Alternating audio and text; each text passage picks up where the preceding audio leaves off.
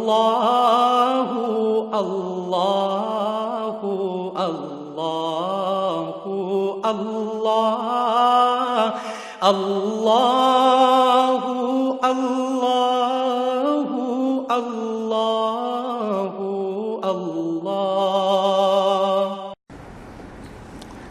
والصلاة والسلام على حبیبہ محمد وآلہ وصحبہ اجمعین۔ اعوذ باللہ من الشیطان الرجیم، بسم اللہ الرحمن الرحیم۔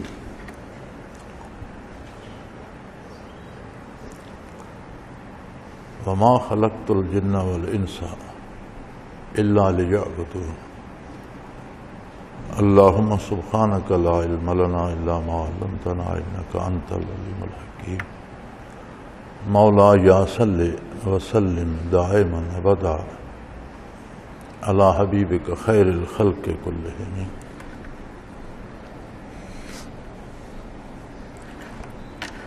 ارشاد باری تعالی ہے وما خلقت الجن والانس الا لیعبدون۔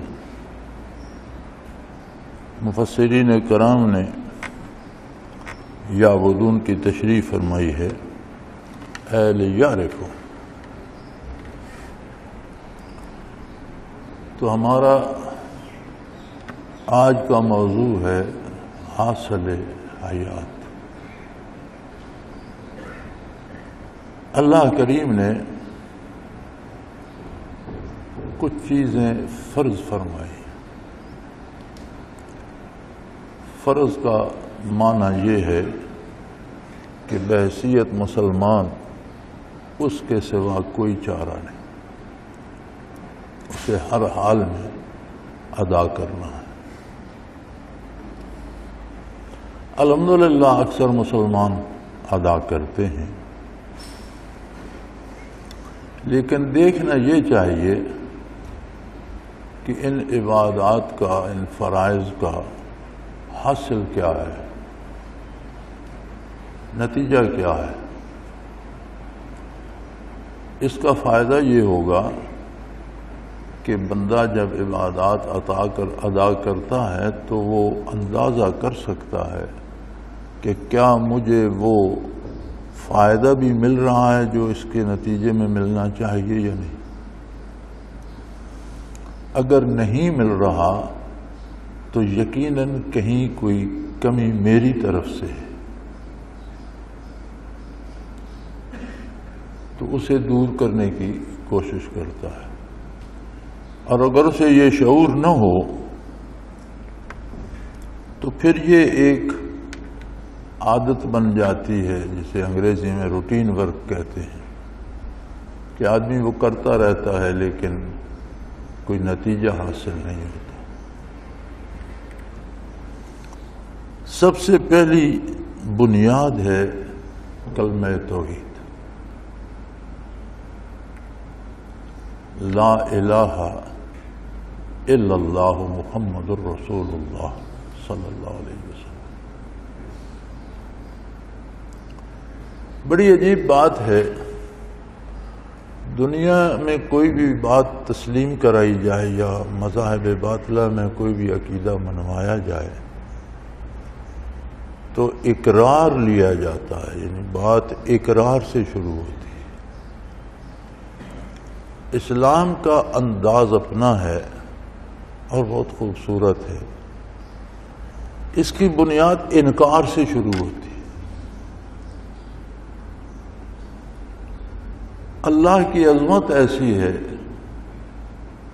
اس کی ذات ایسی ہے، اس کی صفات ایسی ہیں کہ کوئی بھی کہیں اس کی ذات یا اس کی صفات میں شریک نہیں۔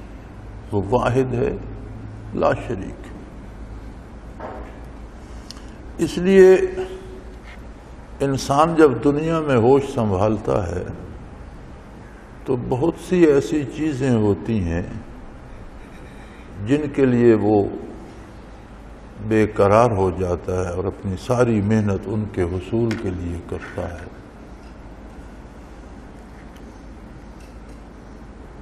عقیدے اور نظریے کی خانہ پوری کر لیتا ہے،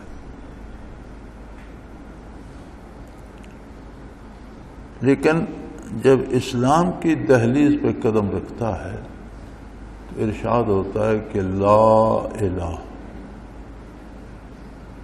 کوئی کائنات میں کوئی ہستی یا کوئی چیز پوری کائنات میں اس قابل نہیں ہے کہ اس کی عبادت کی جائے، اسے معبود برحق مانا جائے۔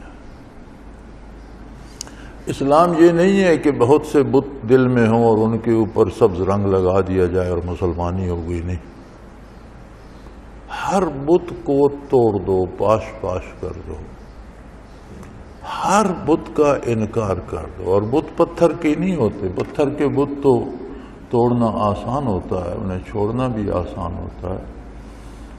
جو بت خواہشات کے اور جو بت دل کے اندر ہوتے ہیں ان کا توڑنا مقصود ہوتا ہے۔ ارشاد باری ہے افرأیت من اتخذ الہہ ہواہ، آپ نے ان لوگوں کو دیکھا جنہوں نے اپنی خواہشات کو معبود بنا رکھا۔ اب خواہش کو مجسم کر کے کوئی اس کے سامنے سجدے نہیں کرتا، مراد یہ ہے کہ خواہشات کی پیروی میں لگ گئے، ہر جائز و ناجائز وسیلہ اپنی خواہشات پوری کرنے کے لیے اختیار کیا، تو فرمایا ان کے معبود ان کی خواہشات ہیں۔ اسلام لا سے، انکار سے ان سب کو فنا کر دیتا۔ جب کوئی بھی بت نہیں رہتا تو فرماتے ہیں اب کہو الا اللہ، کہ اللہ ہے۔ پہلے جو کچھ دل میں ہے اس سب کا انکار کرو، کوئی عبادت کے لائق نہیں، مگر ایک اللہ ہے جس کی عبادت کی جائے، وہ اس بات کا مستحق ہے۔ تم نے کیسے پہچانا کہ اللہ واحد ہے، لا شریک ہے؟ تمہیں کیا پتا کہ اللہ خالق کائنات ہے؟ تمہارے پاس کیا دلیل ہے کہ اللہ رازق ہے، ساری کائنات کا رب العالمین ہے، پال رہا ہے؟ تو بندہ کہتا ہے محمد الرسول اللہ، اللہ کے رسول صلی اللہ علیہ وسلم نے مجھے یہ ساری خبر دی۔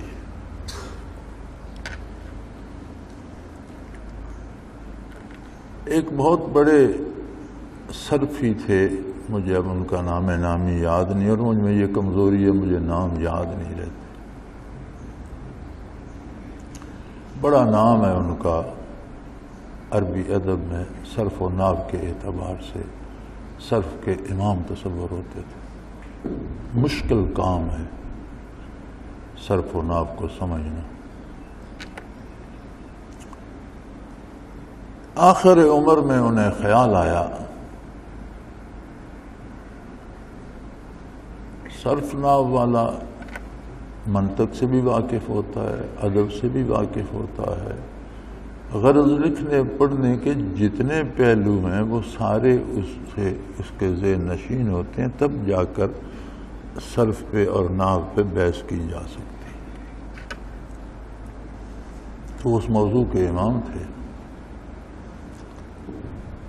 تو انہیں خیال آیا کہ ساری زندگی اس میں صرف کر دی، خرچ کر دی، کوئی حاصل نہیں ہوا۔ کسی اللہ والے سے کوئی کیفیات حاصل کرنی چاہیے۔ وہ سیدنا شیخ عبد القادر جیلانی رحمۃ اللہ علیہ کی خدمت میں حاضر ہوئے کہ اگرچہ عمر ضائع کر بیٹھا ہوں لیکن ابھی میرے پاس جو لمحات ہیں میں چاہتا ہوں آپ مجھے بھی اللہ اللہ سکھائیں۔ انہوں نے فرمایا بات تو درست ہے تمہاری، اچھی بات ہے جب بھی خیال آ جائے، لیکن شرط یہ ہے کہ صرف و نحو کو چھوڑ دو۔ اگر تم صرفی بحثوں میں پڑے رہو گے تو تمہیں اس چیز کا فائدہ نہیں ہوگا۔ بہرحال انہوں نے اسباق شروع کرائے، پھر حضرت کو پتہ لگا کچھ دن بعد کہ وہ تو سخت بیمار ہیں. تو حضرت تیمارداری کے لیے تشریف لے گئے. جب وہاں پہنچے تو ان کا آخری وقت قریب تھا. تو انہوں نے پوچھا کیا حال ہے؟ کہنے لگے بہت مشکل میں. کیا مشکل ہے؟ کہنے لگے موت کی گھڑی قریب ہے. شیطان سوال کرتا ہے تمہارے پاس توحید باری کی دلیل کیا ہے؟ تم کیسے ثابت کر سکتے ہو کہ صرف ایک اللہ ساری کائنات کو چلا رہا ہے؟ میں 100 دلیلیں اپنے علم کے زور پر پیش کر چکا ہوں اور اس نے ہر دلیل کو رد کر دیا. وہ اس کا جواب دے دیتا ہے. اور میں اس پریشانی میں ہوں کہ یہ مجھے ایمان پر مرنے نہیں دے گا. تو آپ نے فرمایا تم ساری دلیلیں چھوڑ دو، اسے ایک بات کہو کہ مجھے محمد رسول اللہ صلی اللہ علیہ وسلم نے بتایا ہے کہ اللہ واحد لا شریک. اس ایک جملے نے ابلیس کو لاجواب کر دیا. اب اس کا رد تو وہ نہیں کر سکتا. تو جب توحید باری کی بات آتی ہے تو دلیل یہ ہے کہ آقا نامدار صلی اللہ علیہ وسلم نے خبر دی، وہ اللہ کے رسول ہیں، انہوں نے مجھے یہ خبر دی. ہمیں دیکھنا یہ ہے کہ کلمہ پڑھ لیا، اللہ قبول فرمائے، اس کا حاصل کیا ہے؟ حاصل یہ ہے کہ جب ہم نے اللہ کو واحد و لا شریک اور معبود برحق مانا اور نبی کریم صلی اللہ علیہ وسلم کو اس کا رسول مانا تو ایک معاہدہ ہو گیا کہ اب دنیا کی کوئی چیز، دنیا کا کوئی کام، دنیا کی کوئی نعمت، دنیا کا کوئی عہدہ، دنیا کی کوئی لذت مجھے اللہ کی نافرمانی پہ مجبور نہیں کر سکتی، محمد الرسول اللہ صلی اللہ علیہ وسلم کے اتباع سے نہیں روک سکتی.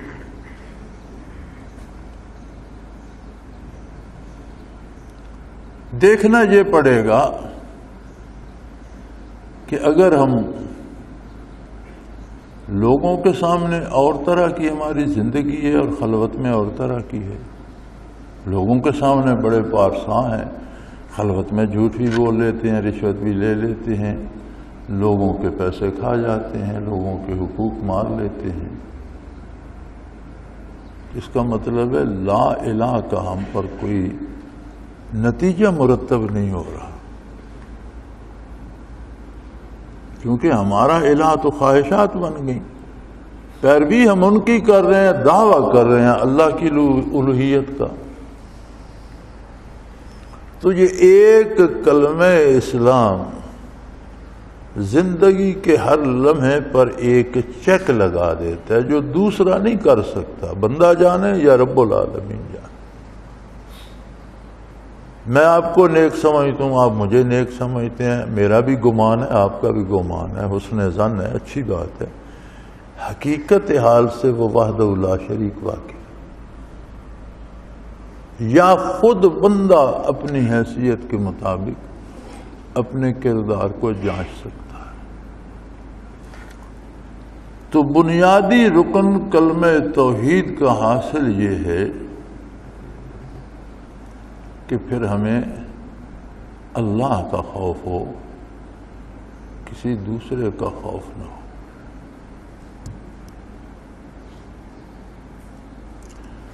پچھلے دنوں میرے خلاف کسی نے ایک مقدمہ کر دیا. مقدمہ جھوٹا تھا، اس میں میرا نام اس نے دے دیا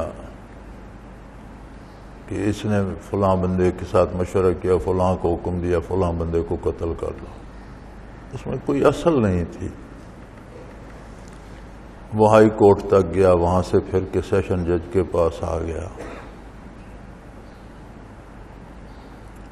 میں خود بھی جانتا تھا اس میں کوئی اصل نہیں ہے اور اس کا کوئی پروف نہیں، اور یہ واقعی ہے ہی نہیں. میرا وکیل بھی جانتا تھا کہ یہ سارا فسانہ ہے اور انہوں نے محض پریشان کرنے کے لیے بات کھڑی ہے، بات کوئی نہیں، ختم ہو جائے. لیکن اس کے لیے مجھے سیشن کورٹ پیش ہونا پڑتا. تو میں نے ایک دن عبدالقدیر سے کہا، وہی گاڑی ڈرائیو کر کے لے جاتا تھا، گاڑی میں ہم دونوں ہوتے تھے. میں نے کہا بیٹا ایک بات دیکھو کہ پتہ ہے یہ مقدمہ غلط ہے، یہ بھی پتہ ہے کہ یہ محض انہوں نے پریشان کرنے کے لیے کوشش کی ہے، اس میں کوئی حقیقت نہیں. یہ بھی پتہ ہے کہ اس بات سے نہ صرف وکیل جج بھی واقف ہے، اسے بھی پتہ ہے. یہ بھی پتہ ہے کہ یہ خارج ہو جائے گا، اس میں کچھ نہیں ہوگا. لیکن اس کے باوجود جب سیشن کی پیشی کے لیے نکلتے ہیں تو ایک ہیبت مسلط ہوتی ہے اپنے پر کہ کچھ بھی ہو سکتا ہے. اس کو تو ہم محسوس کرتے ہیں. کبھی اس طرح کی ہیبت روز حشر کی بھی ہم پر وارد ہوئی ہے. سیشن بھی تو جج بھی تو میری طرح کے ایک آدمی بیٹھا ہے. ہم لرز جاتے ہیں کہ انسان ہے یار، پتہ نہیں کیا سوچ لے، کیا کر دے، سزا کر دے، قید کر دے. تو ایک ہیبت سی محسوس ہوتی ہے اس یقین کے باوجود کہ اس سے کچھ نہیں بگڑے. تو حشر کا تو یقین نہیں ہے کیا فیصلہ ہوگا، فیصلہ رب العالمین نے کرنا ہے. تو میں نے کہا دیکھ لو، وہ ہیبت آ جائے تو زندگی سنوار ہے. یہ حاصل ہے لا الہ الا اللہ محمد الرسول اللہ. جب آپ ایک ہستی کو رسول مانتے ہیں تو بہت سی چیزیں ساتھ مانی جاتی ہیں. سب سے بنیادی بات یہ مانی جاتی ہے کہ یہ صادق و امین ہے، نہ اپنی طرف سے کوئی بات بڑھائے گھٹائے گا، نہ اس میں کوئی کمی رہنے دے گا. سب سے اصدق الصادقین ہے یہ اللہ کا بندہ، اور پوری طرح امین ہے، اور مجھے وہی بات پہنچائے گا جو میرا اللہ اس ہستی کے ذریعے مجھ تک پہنچانا چاہتا.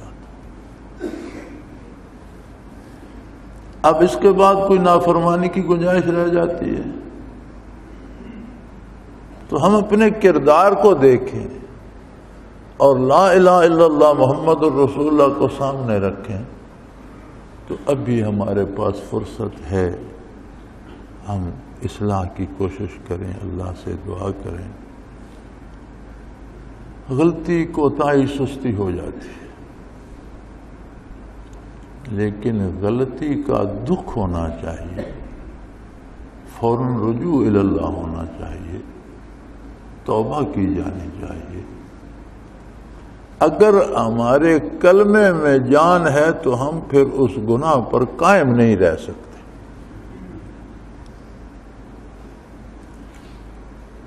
بعض لوگوں کا خیال ہوتا ہے جی کیا کروں، یہ میری عادت ہے نہیں چھوٹتی. ارے اسلام عادتیں ہی چھڑانے کا تو نام ہے. اسلام یہی تو چاہتا ہے کہ جو کچھ تم اور تمہارا نفس اپنی پسند سے کرتے ہو وہ چھوڑ دو اور وہ کرو جو اللہ و اللہ کے رسول کی پسند ہے. یہی تو اسلام ہے. اگر عادت نہیں چھوٹتی تو پھر کلمہ کس بات کا.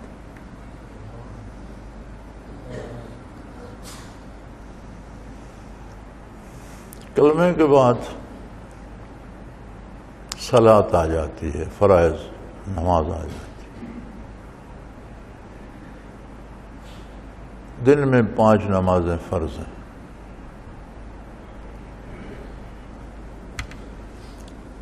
دن شروع ہوتا ہے نماز سے، دن ڈھلتا ہے نماز سے، مزید غروب کے قریب جاتا ہے پھر نماز ہے، سورج ڈوب جاتا ہے پھر نماز ہے، سونے کو جاتے ہیں تو پھر نماز. ادا کر کے جا. نماز ہے کیا؟ ہم لباس پاک کرتے ہیں، بدن پاک ہوتا ہے، وضو کرتے ہیں، قبلہ رو ہو کر خود کو اللہ کے روبرو کھڑا کر کے ہم تکبیر پڑھتے ہیں، اللہ اکبر. یہ ایک تکبیر زندہ انسان کو کائنات اور حیات کائنات سے کاٹ کر الگ کر کے صرف اللہ کے روبرو کر دیتی. اب وہاں دنیا کی کوئی چیز نہیں، ایک اللہ ہے اور ایک اللہ کا بندہ. نبی کریم صلی اللہ علیہ وسلم نے فرمایا کہ نمازی کے آگے سے نہ گزرو. وجہ ارشاد فرمائی فَإِنَّهُ يُنَاجِي رَبَّهُ كَمَا قَالَ رسول اللہ صلی اللہ علیہ وسلم. وہ اپنے پروردگار سے سرگوشیاں کر رہا ہے، تم درمیان میں مت آؤ. مشت غبار ہو اور دکھ سکھ کر رہا ہو روبرو اللہ کریم سے. بہت خوبصورت بات کی تھی شاعر نے، کر دیا ہم سخن بندوں کو خدا سے تو. کسی کی سارا ملک سنتا ہے، کسی غریب کی گھر میں بھی کوئی نہیں سنتا. کوئی ایسا مسکین ہوتا ہے نہ کوئی اس کی گھر میں سنتا ہے نہ باہر سنتا ہے. اس بارگاہ میں بادشاہ چلا جائے یا فقیر سب کی سنتا. جو نہ جائے اس سے خفا ہوتا. اس کے سوا کسی کے پاس بار بار جاؤ تو وہ گھبرا جاتا ہے کہ تم مجھے زندہ بھی رہنے دیتے ہو یا صرف تمہاری باتیں سنتا. اس کے پاس جو نہ جائے وہ اس سے خفا ہوتا. اس کے سوا کسی سے مانگو 1 دن 2 دن 10 دن، اب کہے گا آپ معاف بھی کرو یار. اس سے نہ مانگو تو وہ ناراض ہوتا ہے. مانگتے چلے جاؤ.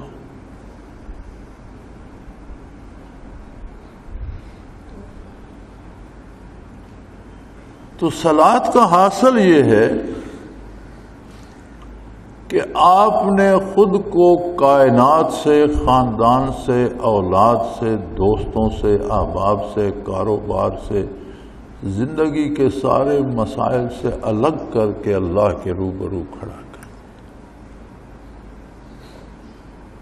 پھر بات کرنے میں مختلف مراحل اللہ کریم نے خود سکھائے. بات کرنے کا انداز یہ کہ جب میری بارگاہ میں پیش ہوتے تو سب سے پہلے میری تعریف کرو. سبحانک اللہم و بحمدک، اے اللہ تو پاک ہے، سب تعریفوں کا مالک ہے، تیری ہی تعریف کی جاتی ہے.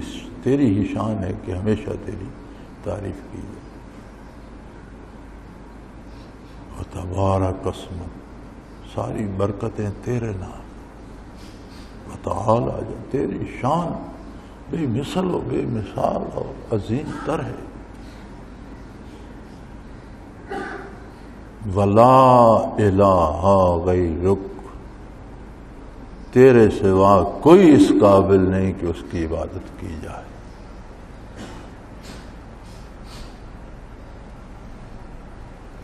پھر اسی کی تعریف کرتا ہے الحمدللہ اے رب العالمین. ساری خوبیاں اللہ کے لیے، اس لیے کہ وہ ساری کائنات کا رب ہے، پروردگار ہے، خالق ہے، مالک ہے، پال رہا ہے. کہیں کوئی شمع جو حسن کا ہے وہ اس کا عطا کردہ ہے. کسی کے پاس اپنا ذاتی کمال، ذاتی حسن نہیں ہے. الرحمن الرحیم، بہت بڑا مہربان، بہت بڑا رحم کرنے. حتیٰ کہ مالک یوم الدین اکیلا مالک ہے جس دن جزا و سزا ہوگی، کائنات ساری کا حساب اور محاسبہ ہوگا۔ لمن الملک اليوم للہ الواحد القہار، آج حکومت کس کی ہے؟ صرف اللہ واحد لا شریک۔ اچھا یہاں ایک خوبصورت موڑ لیتا ہے، بات کرتے کرتے اکیلا بات کر رہا ہے، اللہ تیری بارگاہ میں حاضر ہوں، تو پاک ہے، تو تعریفوں کے لائق ہے، تیرا نام بابرکت ہے، تیری شان بلند ہے، تیرے سوا کوئی معبود نہیں، سب خوبیاں تیرے لیے ہیں کہ تو ساری کائنات کا پالنہار ہے، تو رحمان ہے، تو رحیم ہے، تو روز جزا کا واحد مالک ہے۔ یہاں ایک خوبصورت موڑ لیتا ہے، ایاک نعبد و ایاک نستعین، ارے تم تو اکیلے کھڑے تھے، اب کہتا ہے ہم سب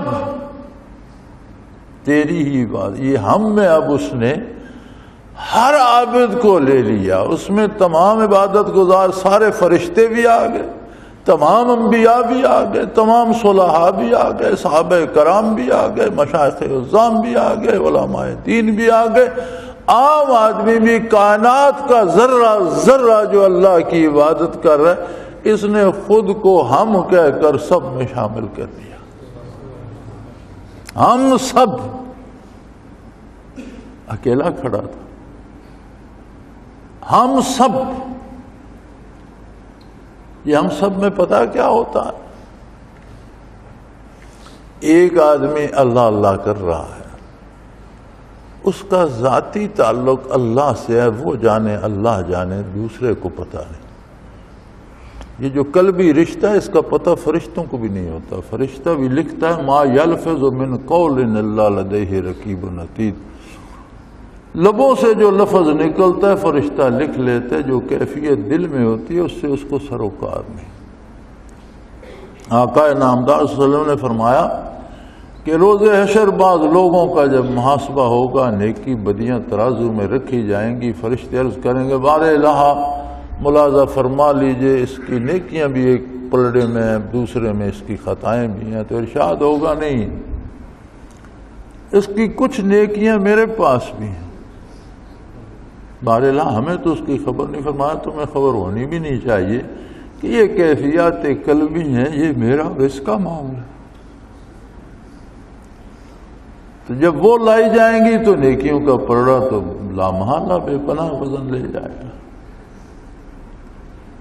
وہ ہوں گی، وہ ذکر قلبی، کیفیات قلبی، وہ اللہ کی عظمت کا احساس جو قلب میں تھا، وہ قرب کے لمحات، وہ وصل کی ساعتیں، ان کے محسوسات جو قلب میں تھے وہ رب جانے اور بندہ جانے، اور اس وقت سامنے آئیں۔ اب ایک بندہ ذکر کرتا ہے، اس کی جو قلبی کیفیت ہے اس کے مطابق انوارات آ رہے ہیں، وہ 2 ہو جاتے ہیں تو انوارات 2 قسم کے ہو جاتے ہیں، وہ 50 ہو جاتے ہیں تو انوارات 50 قسم کے ہو جاتے ہیں، وہ 500 ہو جاتے ہیں تو انوارات 500 قسم کے، تو ایک گلدستہ بن جاتا ہے جس میں انوارات کی بارش ہو رہی ہوتی ہے، تو جو اس میں کمزور بھی ہو اس کا بھی کام ہو جاتا ہے، بارش میں سارے ہی بھیگ جاتے ہیں۔ اب یہ اکیلا کھڑا تھا حضور حق میں، سب کے ساتھ مل گیا، ایاک نعبد، ہم سب تیری ہی عبادت کرتے ہیں۔ سکھایا جو اللہ نے تو پھر اس نے اپنی شان کے مطابق سکھانا۔ وَإِيَّاكَ نَسْتَعِينُ، ہمیں تیری ہی مدد درکار ہے، ہم کسی کی مدد، کسی کے کرم میں لالچ میں تیری نافرمانی کر کے اس کی بات نہیں مانیں، ہم کسی خواہش پر تیری نافرمانی نہیں کریں گے، ہم کبھی غصے میں آ کر تیری اطاعت کا دامن نہیں چھوڑیں گے، ہم کبھی لالچ میں آ کر تیری اطاعت کا دامن نہیں چھوڑیں گے۔ کہہ تو یہی رہا ہے، وعدہ تو یہ کر رہا ہے، پھر کہتا ہے میں کمزور بھی ہوں، ہم کمزور بھی ہیں، میں نہیں، پھر ہم پہ لگا ہوا ہے، ہم کمزور بھی ہیں۔ اہدنا الصراط المستقیم، ہمیں سیدھا راستہ دے۔ توفیق دے نیکی کی، تیری عطا کے بغیر ہم کیا، ہماری نیکی کیا، ہم کیا کر سکتے؟ ان لوگوں کا راستہ ہمیں دکھا جن پر تو نے انعام و اکرام فرمایا، انبیاء کا راستہ، صحابہ کرام کا راستہ، اہل اللہ کا راستہ، اولیاء کرام کا راستہ، علماء حق کا راستہ، اپنے نیک بندوں کا راستہ۔ اس راستے سے بچا جن پر تیرا غضب نازل ہو، یا جو گمراہ ہو، جو تیرے نافرمان ہو کر غضب کے حقدار بنے، ان کی راہ سے بھی بچا، اور جو غلب کر کے گمراہ ہو گئے ان کے راہ سے بھی بچا۔ اب یہ بات ہو رہی ہے بندے اور رب العالمین کے درمیان۔ پھر قرآن کریم کی کچھ آیات تلاوت کرتا ہے، سرشار ہو جاتا ہے عظمت باری سے، پھر رکوع کرتا ہے۔ سبحان رب، پاک ہے میرا پروردگار جو بہت بڑی شان ہے۔ پھر اس کی تشفی نہیں ہے، پھر کھڑا ہو کر کہتے ہیں وہ خود سن رہا ہے جو میں عرض کر رہا، پھر سجدے میں چلا جاتا ہے۔ سبحان رب الاعلی۔ اب اس ترتیب پہ غور کریں تو اس کا حاصل کیا ہوگا؟ اس کی عملی زندگی اطاعت الہی کی تصویر بن جائے۔ دن اس سے شروع کیا، مصروف ہو گیا، بڑی مصروفیات ہیں، دوپہر کو بھوک لگ گئی ہے، کھانا کھانا ہے، پھر تھوڑی دیر سستا کے پھر کام پہ جانا ہے۔ فرمایا اس میں مجھ سے پھر بات کر لے، تو انسان ہے، دنیا میں بشری کمزوریاں ہیں تیرے ساتھ، کہیں صبح کے کیے ہوئے وعدے اب تک بھول نہ گیا ہو مصروفیات میں، آپ پھر عہد تازہ کر لے۔ پھر یہ سارا دہراتا، پھر شام کے کام پہ نکل جاتا ہے، مزدوری کرتا ہے، دفتر جاتا ہے، دکان پہ جاتا ہے، کھیتی باڑی۔ اب سورج غروب ہونے کے قریب ڈھل گیا، کاروبار سمیٹنے کی باری آ گئی، چرواہا بھی اپنے جانور اکٹھے کر رہا ہے، دفتر والا بھی فائلیں سمیٹ رہا ہے، کام بند کریں، دکاندار بھی جلدی جلدی چیزیں ادھر ادھر کر رہا ہے کہ دکان کو اب سنبھالنے کا، ختم کرنے کا وقت آ گیا۔ وہ کہتے نہیں میرے ساتھ پھر اپنا عہد دہرا لے۔ انتہائی مصروفیت کا وقت ہوتا ہے، کہتا 4 رکعتیں پڑھ لے، لمبی نماز نہ پڑھ، لیکن میرے ساتھ باہر چل۔ اب تو چھٹی ہو گئی، سورج غروب ہو گیا، کام ختم ہو گیا۔ فرمایا ذرا وہ صبح والا عہد پھر دہرا لے، آ میری بار میں، اب باتیں کریں۔ کھانا کھایا، گپ شپ کی، کاروبار کیا، بچوں کے ساتھ بیٹھے، دوستوں سے ملے، اب سونے جا رہے ہیں۔ فرمایا جانے سے پہلے میرے ساتھ بھی 2 باتیں کر۔ غفلت میں ڈوبنے سے پہلے کیا پتا نیند کھلے نہ کھلے، کیا پتا تو سو کے اٹھے نہ اٹھے، تو کتنا کرم ہے اس کا، کیسے اوقات مقرر فرمائے اس نے، کتنی خوبصورت ترتیب دی اور کتنی خوبصورت دعائیں سکھائی۔ فرمایا فاتحہ نہ پڑھو نماز ہوتی ہی نہیں۔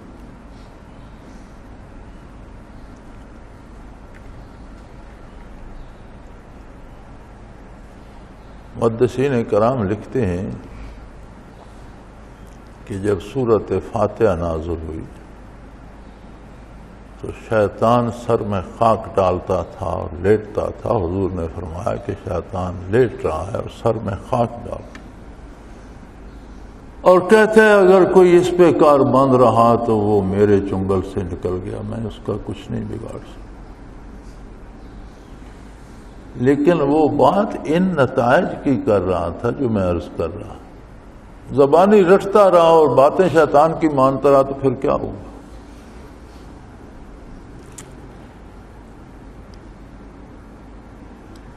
قرآن کریم نے خود یہی بتایا ہے، ان الصلاۃ تنہا عن الفحشاء والمنکر، یقیناً نماز، صلاۃ ہر بے حیائی، ہر برائی سے روک دیتی، دیوار بن جاتی ہے اس کی۔ اب ہمیں دیکھنا یہ ہے کہ الحمدللہ اللہ نے توفیق دی نماز ادا کرنے کی، اس پر نتائج کیا مرتب ہو رہے ہیں۔ یار لوگ زندگی بچانے والی دوا کھا کر مر جاتے، دوا تھی زندگی بچانے والی، کھانے والے پہ الٹا اثر ہوا، مر گیا۔ لوگ نمازیں ادا کر کے اپنی بڑائی میں مبتلا ہو جاتے ہیں، میں بہت پارسا ہوں، مجھے مانو، میرے ہاتھ چومو، میرے گھٹنوں کو ہاتھ لگاؤ، میرے سامنے جھک جاؤ، جو کچھ میں کہوں وہ مانتے جاؤ، اندھا دھند وہ غلط ہے، یہ صحیح۔ مارا گیا بندہ۔ تو بندگی کے لیے آیا تھا، تو خود کو معبود بنا بیٹھا۔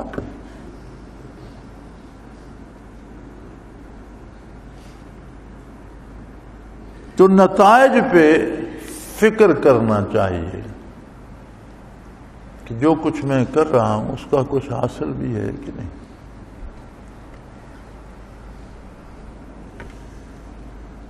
رمضان فرض کر دیا، اس میں جو برکات رکھی وہ اس کی عطا ہے۔ ایک ہی رات جو لیلۃ القدر کی رکھتی، ایک شب 1000 مہینے سے بہتر ہے۔ کتنی بہتر ہے؟ ہزاروں گنا، لاکھوں گنا، کروڑوں گنا، یہ حد نہیں بتائی۔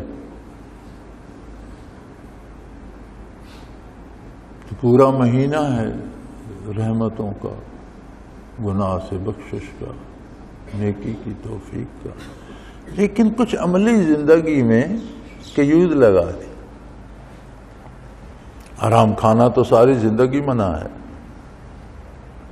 رمضان میں فرمایا ایک خاص وقت سے دوسرے خاص وقت تک حلال کھانا پینا بھی چھوڑ دے۔ ارے بھائی حلال کھانے پر پابندی کیوں فرمایا؟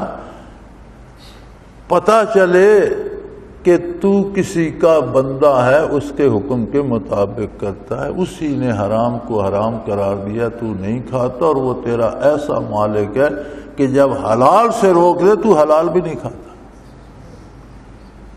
یہ کوئی قید نہیں ہے، وہ اس کی مرضی، جو حکم وہ دے دے تیرا کام اس کی اطاعت کرنا ہے۔ جب اس نے حلال سے روک دے تو حلال بھی نہیں کھاتا۔ پھر ایک حضور حق حاصل ہو جاتا ہے، یہ نہیں کہ بندوں کے سامنے پانی نہیں پیا، اندر 8 کمروں کے اندر اندھیرے میں بیٹھا ہے، وہاں بھی نہیں پیتا، اللہ وہاں بھی موجود ہے۔ اسے ایک حضور حق نصیب ہو جاتا ہے، گویا وہ دن بھر اللہ کے روبرو ہے، کہیں کوئی کوتاہی نہیں کرتا۔ تو حاصل رمضان حضور حق اور کمال اطاعت،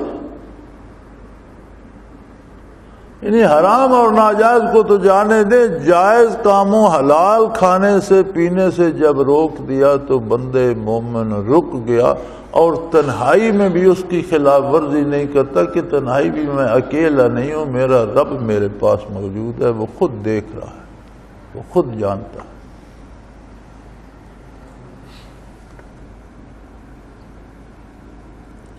زکوٰۃ فرض کر دی۔ دنیا کو سب برا کہتے ہیں، لیکن یہ بڑی خوبصورت ہے، اس لیے کہ اللہ کی تخلیق ہے۔ اس میں بڑی لذتیں ہیں ظاہری بدن کے لیے، مادی ہے دنیا، بدن بھی مادی ہے، اس کے لیے مادی نگاہوں کے لیے بے پناہ حسن بھی ہے، اس میں مادی کانوں کے لیے بے شمار سریلی آوازیں ہیں، مادی بدن کے لیے بے شمار لذتیں ہیں۔ دنیا کی بنیاد مال پر ہے، غریب کی کتنی خواہشیں ہوتی ہیں جو جیب خالی ہونے کی وجہ سے وہ پوری نہیں کر سکتے۔ جب دولت آتی ہے تو اس لیے وہ عزیز ہو جاتی ہے کہ دنیا کی ہر لذت دولت سے خریدی جاتی ہے۔ فرمایا دولت پہ زکوٰۃ فرض کر دی، نہیں یار اس سے میرا حصہ نکالو، تمہیں پتہ ہوگی یہ تمہاری نہیں ہے، یہ میری ہے، تمہارے پاس چند امانت ہے، میں نے تمہیں دی ہے، تم استعمال کرو، لیکن اس کا 2.5% میرے نام پر ان کو دے دو جن کے پاس نہیں ہے۔ یہ صرف تمہاری نہیں ہے، میری ہے، میرے وہ بھی بندے ہیں، میں خود دے سکتا تھا، تمہیں اس لیے کہا کہ کہیں اس کی محبت تمہیں لے نہ ڈوبے، اس میں سے دو میرے نام پر۔ 2.5% تو فرض ہے، کوئی خطا ہو جائے اس کا کفارہ دو، کوئی بیماری ہے اس کے لیے صدقہ دو، کوئی ضرورت پیش آئے اسے خرچ کرتے رہو میرے نام پر۔ 2.5% تو مجبوری ہے جس سے تم بچ نہیں سکتے، باقی کی بھی ترغیب دی، غلاموں کو آزاد کراؤ، بیماروں کا علاج کراؤ، بچوں کو پڑھاؤ، غریبوں فقیروں فاقہ مستوں کی خدمت کرو۔ دولت کو دل میں نہ اترنے دو، محبت نہ کرو اس سے، اسے استعمال کرو۔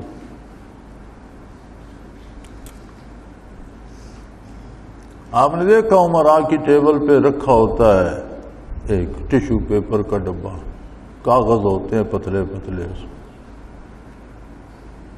وہ سارا دن وہ کتنے ڈبے استعمال کر، نکالتے ہیں ہاتھ پونچھا پھینک دیا، نکالا آنکھیں پونچھی پھینک دیا، نکالا ہوٹھ پونچھے پھینک دیا۔ اس ٹیشو پیپر کی کوئی ان کے نزدیک قدر نہیں ہوتی۔ دنیا ایک ٹیشو پیپر ہے، استعمال کرو، پھینک دو۔ کوئی ٹیشو پیپر سے محبت کرتا؟ حاصل زکوٰۃ اگر یہ نصیب نہیں ہے تو پھر فائدہ کیا؟ اور ان لوگوں کو اب دیکھو جو بڑے بڑے امیر و کبیر ہیں لیکن زکوٰۃ اور چرمائے قربانی پہ لڑ مرتے ہیں اور اکٹھی کر کے کھا جاتے ہیں اور اپنے مصرف پہ صرف کرتے ہیں۔ کہاں اسلام، کہاں یہ فکر؟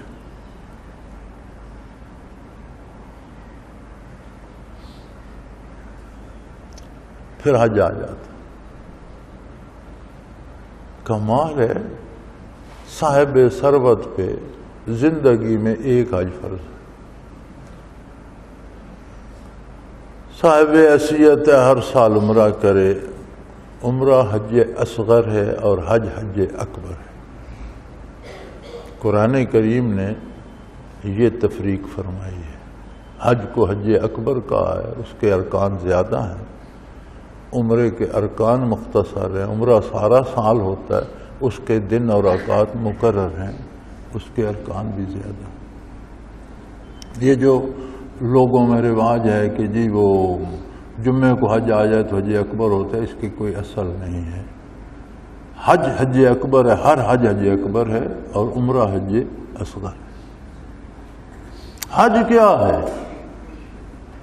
یہ کوئی ایسی دوا ہے کہ ایک نسخہ، ایک پڑیا زندگی بھر کی صحت کے لیے کافی، مزید کرے تو اللہ کی مہربانی ہے، ہر سال عمرہ کرے اللہ کا کرم ہے، لیکن ضروری ہے کہ ایک دفعہ حج کر لے، پھر اسے دوبارہ اس کی محتاجی نہیں ہے، مزید کرتا ہے تو اللہ کا کرم ہے۔ کیا محشر کا نقشہ سامنے آ جاتا، دو انسلی چادروں میں، کفن میں لپٹا ہوا، کفن دو انسلی چادریں ہوتی ہیں، کفن میں لپٹا ہوا باب وضو، حضور حق کھڑا ہے، اللہم لبیک لا شریک لک، اے اللہ میں حاضر ہوں، تیرا کوئی شریک۔ حاصل یہ ہے کہ قیامت کا منظر اس کے سامنے آ گیا، وہ اس میں شریک ہو گیا۔ تو قیامت کو تو بڑے بڑے کافر کہیں گے کہ یا اللہ ایک بار دنیا میں لوٹا دے، ہم تیری نافرمانی کبھی نہیں کریں گے۔ قرآن خبر دیتا ہے کہ بڑے بڑے نافرمان کہیں گے یا اللہ جو کچھ ہم دیکھ چکے ہیں ایک مہلت دے دے، ایک دفعہ لوٹا دے، تیری نافرمانی نہیں کریں گے۔ اللہ فرماتا ہے جھوٹ بولتے، یہ ایسے بدبخت ہیں کہ ان کے دلوں میں دنیا بس چکی، اگر انہیں پھر بھیج دوں پھر نافرمانی ہو۔ یکذبون کے الفاظ آتے ہیں کہ یہ جھوٹ بول رہے ہیں۔ اب جو بندہ قیامت کی اس ساتھ سے گزرتا ہے، زندگی کے کسی پہلو میں نافرمانی کی کوئی گنجائش رہ جاتی، خواہشات کی پیروی کی کوئی گنجائش رہ جاتی، دامان نبوت کو کبھی ہاتھ سے چھوڑنے کا کوئی تصور رہ جاتا۔ تو عبادات کے نتائج پہ غور کرنا حاصل حیات ہے کہ جنوں اور انسانوں کی تخلیق اس لیے ہے کہ میری عبادت کریں، یعنی مجھے پہچانیں، میری عظمت سے آشنا ہوں، میری معرفت حاصل کریں۔ اور عبادات بوجھ نہیں ہے، مصیبت نہیں ہے کہ بندہ گھبرا جائے، یار ابھی تو نماز فجر کی پڑھی تھی اب زور پھرا۔ ارے فجر تھی، زور ہے۔ اس وقت کی باتیں اور تھیں، اب کی اور ہیں، الفاظ وہی ہیں، کیفیات مختلف ہیں۔ لیکن یار وہ علامہ مرحوم نے قوم کا رونا رویا تھا کہ مصیبت یہ ہے کہ دل دارند و محبوب ندارند، کہ اللہ نے انہیں دل تو دیا ہے، انہوں نے دل کسی کو دیا نہیں، ان کا کوئی محبوب نہیں ہے۔ دل اللہ نے تو انہیں دیا ہے، لیکن آگے انہوں نے کسی کو دل نہیں دیا۔ دل دارند و محبوب ندارند، دل تو ان کے پاس ہے، محبوب کوئی نہیں۔ کبھی کسی کا کوئی محبوب ہو، انسان ہی ہو،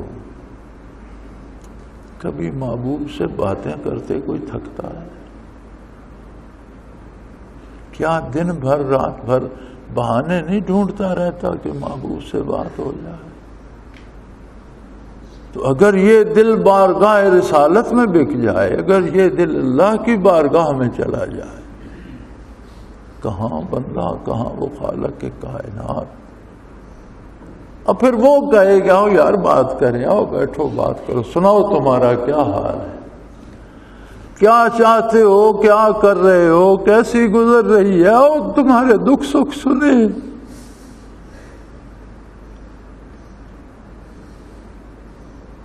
لوگ قیامت کو قیامت دیکھیں گے، تم میرے در پہ آ جاؤ، تم آج قیامت سے گزر جاؤ، پھر گزرنے کی کیا ضرورت ہے؟ پھر تمہیں قیامت کی خبر بھی نہ ہوگی، دنیا تہ و بالا ہو جائے گی۔ فرمایا میرے بندے ایسے ہوں گے کہ لا یسمعون حسیسا، اس کی آہٹ بھی نہیں سنیں گے، دنیا تہ و بالا ہو جائے گی، اور میرے بندے ایسے بیٹھے ہوں گے کہ انہیں قیامت کا کھٹکا بھی، حسیس کہتے ہیں یہ جو ننگے پاؤں بھی کوئی چلے تو جو تھوڑی سی سرسراہٹ ہوتی ہے اس کہ قیامت کے ہاتھ سے کی انہیں ہلکی سی خبر بھی نہیں۔ وہ اپنی مگن عشق الہی میں اللہ سے باتیں کرتے، اللہ کے دیدار کرتے، اللہ کے جمال سے سیراب ہوتے، انہیں پتہ بھی نہیں ہوگا کہ قیامت گزر گئی، وہ تو قیامت سے گزر کر آئے ہیں۔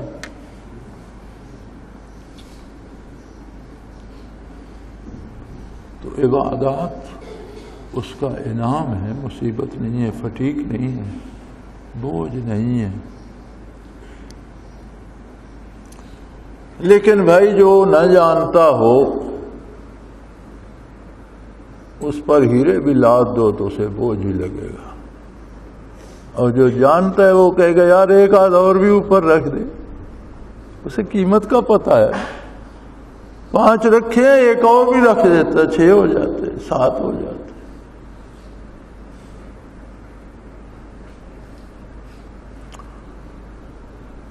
اوہو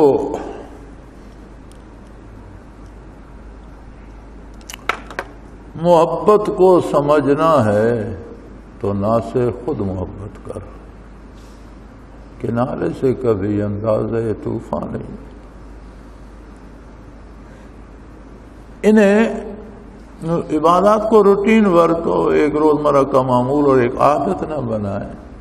ہر سجدے کا اپنا مزہ ہے، ہر رکوع کی اپنی لذت ہے، ہر قیام کی اپنی کیفیت ہے، ہر لفظ کی اپنی برکتیں ہیں، اور یہ عبادات پوری انسانی زندگی کو موڑ کر فنا فی اللہ اور بقا فی اللہ سے آشنا کر دیتی ہیں۔ یہ حاصل حیات ہیں، یہ زندگی کرنے کا سلیقہ ہے۔ یہ تو قیامت حشر سب کچھ سامنے لے آتی ہیں۔ جنت کی سب نعمتوں میں سے سب سے بڑی نعمت کیا ہے؟ ورضوان من اللہ اکبر، اللہ جل شانہ کی رضا مندی جنت کی نعمتوں میں سب سے بڑی نعمت ہے۔ جمال باری کا دیدار ہوگا، صحبت انبیاء نصیب ہوگی، حضور محمد الرسول اللہ نصیب ہوگا۔ ہوں گے تو سب اپنے اپنے مقام پر اپنی حیثیت کے مطابق، حاضری تو نصیب ہوگی، دیدار باری بھی نصیب ہوگا۔ لیکن یہ سب کچھ یہاں سے لے کے جانا ہے تب وہاں نصیب ہوگا۔ بازار یہی ہے، خریدا یہیں سے جا سکتا ہے، نقد جہاں دے کر خریدا جاتا ہے۔ اس کی قیمت ہے، ہماری ہر سانس نقدی ہے، سکہ ہے، ہر سانس ہم اپنی نقدی خرچ کر رہے ہیں، اس کے بدلے یہی خریدنی ہے نعمتیں، اور یہ ساری لے کے قبر میں اور میدان حشر میں جانی ہے۔ سو عبادات کا اس نظر سے جائزہ لیا کیجئے کہ حاصل عبادات جو ہے وہ حاصل حیات ہے۔ وآخر دعوانا الحمدللہ رب العالمین، الحمدللہ رب العالمین، والصلاة والسلام علی حبیبہ محمد وآلہ وصحبہ آمین۔ اللہم ربنا لا تقتلنا بغضبک ولا تہلکنا بعذابک واعف عنا قبل ذلک۔ اللہم ربنا لا تسلط علینا من لا یرحمنا، انت ولینا فی سفرنا وحضرنا فی مالنا واہلنا، انت ولینا فی الدنیا والآخرہ، توفنا مسلمین والحقنا بالصالحین۔ اللہ کریم ہمیں اپنے نیک بندوں میں شامل فرما، نیکی کی توفیق عطا فرما، ہمارے گناہ معاف فرما، موت کی سختی، قبر کے عذاب اور آخرت کی رسوائی سے پناہ عطا فرما، اپنی بارگاہ میں دنیا اور آخرت میں سرخرو ہونے کی توفیق عطا فرما۔ وصلی اللہ تعالی علی حبیبہ محمد برحمتک یا رب۔ اللہ اللہ اللہ اللہ اللہ اللہ اللہ اللہ۔ حضرت امیر محمد اکرم آوان مد ذلہ العالی دارالعرفان منارہ ضلع چکوال میں سالہ سال سے قرآن و حدیث کے اوپر خطابات کر رہے ہیں اور سلسلہ نقشبندیہ اویسیہ کے مطابق لوگوں کو ذکر الہی کی تربیت دے رہے ہیں۔ وہ قرآن پاک کی تفسیر ترتیب وار بیان کر رہے ہیں۔ تفسیر قرآن کو وہ موجودہ ملکی اور بین الاقوامی حالات کے مطابق بیان کرتے ہیں۔ موٹر وے سے کلر کہار کے انٹرچینج سے نکلتے ہوئے، کلر کہار کی جھیل سے ہوتے ہوئے میانی، بوچھال اور نور پور سے گزرتے ہوئے دارالعرفان منارہ پہنچ سکتے ہیں۔ حضرت امیر محمد اکرم آوان نے بچیوں اور بچوں کی دینی اور دنیاوی تعلیم کے لیے سقارہ اکیڈمی کے نام سے ایک درسگاہ بھی قائم کی ہے، جس کا افتتاح ملک پاکستان کے صدر جنرل محمد ضیاء الحق نے اپنے دست مبارک سے کیا تھا۔ وہ تمام احباب جو اسلام کی طلب رکھتے ہیں ان سے گزارش ہے کہ دارالعرفان منارہ ضلع چکوال میں امیر محمد اکرم آبان صاحب کے خطابات سے مستفید ہوں۔ وہ ہر جمعے کو نماز سے پہلے بیان فرماتے ہیں۔ ہر ماہ کی پہلی اتوار کو ماہانہ اجتماع ہوتا ہے جس میں آپ خصوصی خطاب فرماتے ہیں اور پاکستان کے چاروں صوبوں سے احباب اس اجتماع میں شرکت کرتے ہیں۔ اس کے علاوہ یہاں سال میں 2 مرکزی اجتماعات بھی ہوتے ہیں، ایک رمضان المبارک میں اعتکاف کا اجتماع اور دوسرا جولائی اور اگست میں 40 دن کا اجتماع ہوتا ہے جس میں روحانی تربیت کی جاتی ہے۔ اپنا خون سیماب دے کر اتنا ہم کر جائیں گے، نام آقا کا چمن میں پھر رقم کر جائیں گے۔